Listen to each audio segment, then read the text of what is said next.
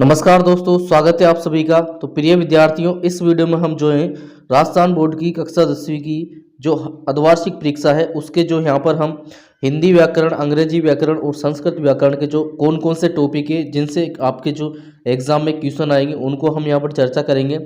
तो देखिए, इससे पहले हम जो है इनके जब हमने सिलेबस बताया था उसमें भी हम चर्चा कर चुके हैं, लेकिन उसके बाद भी जो है कुछ बच्चों को जो है डाउट है कि सर वो पूछते हैं कि सर कौन से जो है ग्रामर में कौन से क्वेश्चन आएंगे या कौन से टॉपिक जो आने वाले हैं। तो हम यहाँ पर अलग से जो है केवल इसमें व्याकरण की जो है हम बात करेंगे, जिसमें हिंदी, अंग्रेजी और संस्कृत की व्याकरण शामिल है।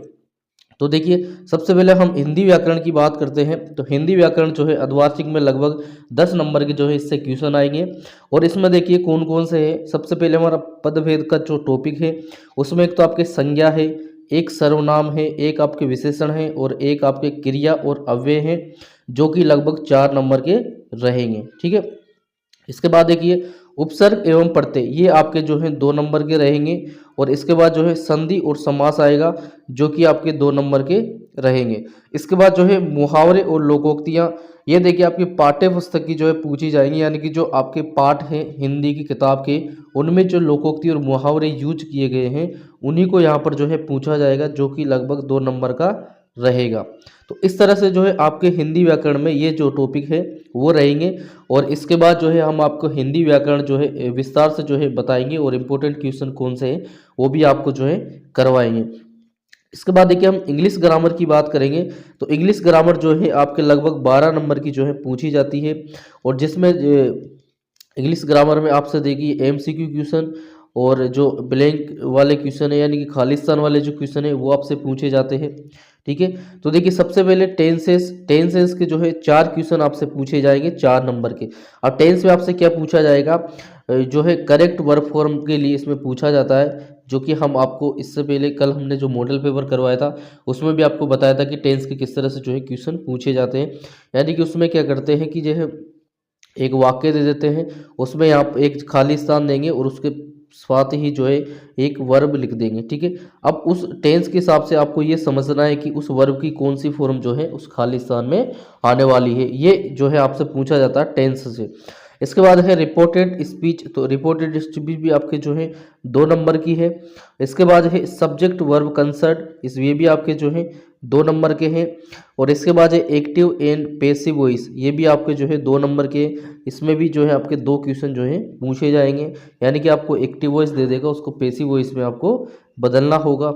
इसके बाद है framing questions and questions tag.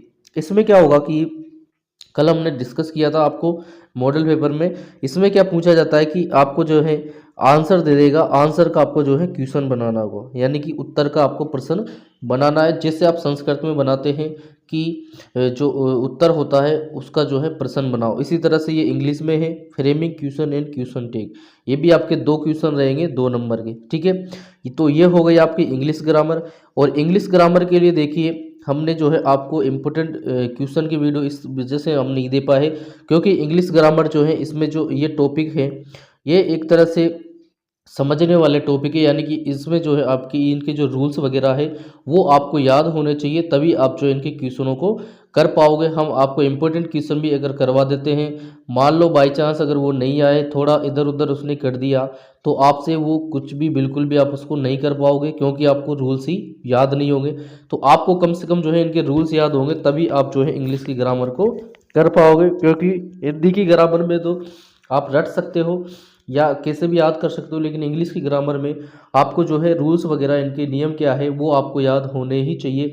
जैसे मैं टेंस की बात करूँ तो टेंस में आपको जो है जो टेंस है, तीनों टेंस उसके जो पार्ट है उनके सबके जो है रूल्स, उनके जो फॉर्मूला है वो आपको याद होने चाहिए। कौन से टेंस में कौन सी वर्ब फॉर्म जो है हमें यूज करनी है, वो सारे रूल्स जो है आपको पता होना चाहिए। उसी के बाद ही जो है आप इसको जो है कर पाएंगे। और जो वर्ब दे रखी हैं उनकी भी जो है आपको तीनों फॉर्म जो है याद होना चाहिए, फर्स्ट सेकंड थर्ड फॉर्म याद होना चाहिए। इसके बाद आप ये टेंस वाले क्वेश्चन को कर पाओगे।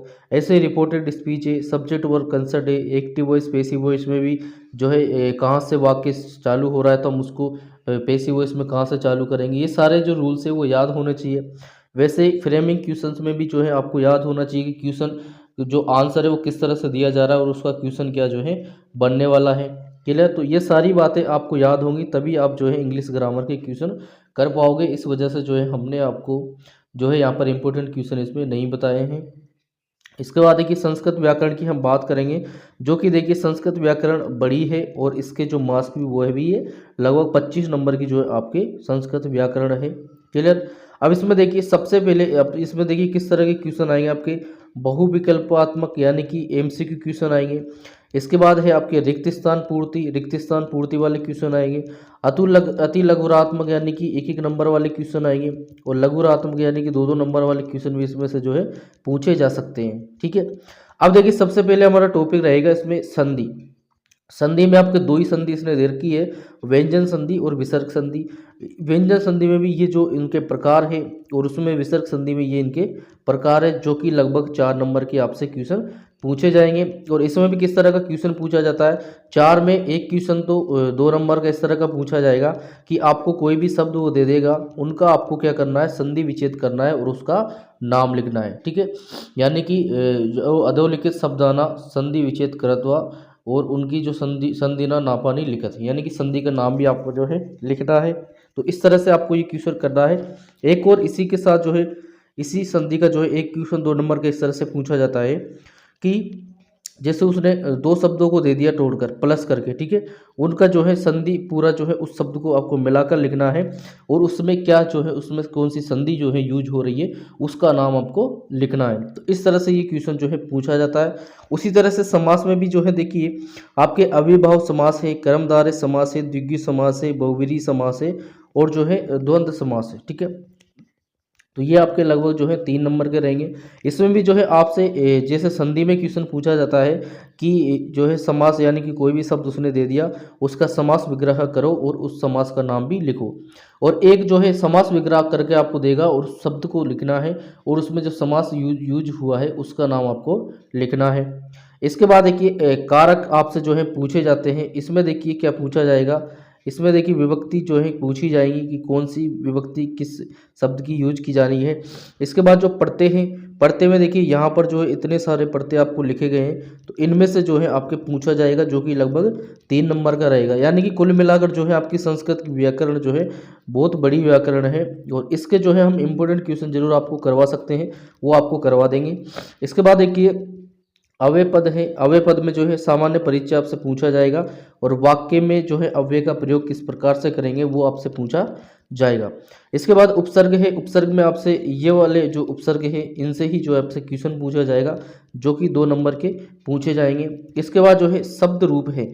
शब्द रूप में देखिए आपसे छात्र है, हरि है, पितृ है, गो है, यानी कि यहाँ पर जितने जो दे रखे हैं केवल इन्हीं से जो है आपका क्वेश्चन पूछा जाएगा, जो कि आपके 2 नंबर का रहेगा। इसके बाद जो है आपके इसके बाद धातु रूपाणी, धातु रूप जो है जैसे लट लकार, लोट लकार, लंग लकार, विधि लिंग लकार, ये जो है आपसे पूछे जाएंगे। वो भी जो है इन शब्दों का ही जो है आपसे पूछा जाएगा, यानी कि कम से कम आपको ये तो बता रखा है कि इन शब्दों का हम पूछेंगे। ठीक है? जो कि आपके लगभग 2 नंबर का रहेगा।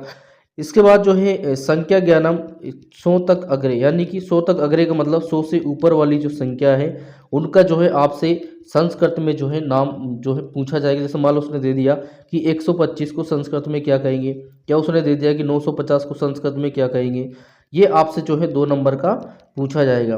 तो ये सारे जो टॉपिक हैं वो संस्कृत व्याकरण के टॉपिक है। तो इस तरह से देखिए हमने इसमें देखा कि हिंदी, अंग्रेजी और संस्कृत व्याकरण में कौन कौन से टॉपिक आपके हैं। तो अब जो है आपके जो डाउट्स है वो एकदम से जो है क्लियर हो गए होंगे कि संस्कृत, इंग्लिश और हिंदी में जो है कौन से टॉपिक व्याकरण के आने वाले। तो यही टॉपिक रहेंगे, इसके अलावा आपका कोई भी टॉपिक जो है एग्जाम में नहीं आने वाला है। तो प्रिय विद्यार्थियों, अगर आपको वीडियो हेल्पफुल लगा हो तो वीडियो को लाइक एंड शेयर जरूर करें, एंड अगर हमारे चैनल पर नए तो चैनल को भी सब्सक्राइब जरूर कर लें।